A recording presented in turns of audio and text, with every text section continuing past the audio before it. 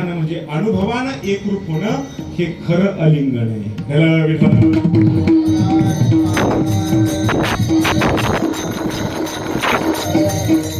आणि 2-3 वर्षांपूर्वी जे कीर्तन झालं होतं त्याच्यात एक ओवी मी तुम्हाला सांगितली होती. जाणून बुजून ती ओवी पुन्हा सांगतोय. तो जो संदर्भ होता तो वेगळा होता. आजचा संदर्भ वेगळा आहे. माऊली म्हणतायत हृदया हृदय एक झाले, ए हृदयचे ते हृदय घातले, द्वैत न मोडता केले आपणा ऐसे अर्जुना, हे खरं अलिंगन आहे. अलिंगन घडे मोक्ष सायुज्यता जोडे. हे घडलं कसं? ज्ञानोबारांनी नाथ महाराजांना संत बनवलं, अनुग्रह दिला, अनुभवाच्या स्वतःच्या स्तरावर आणलं. हे घडलं कसं?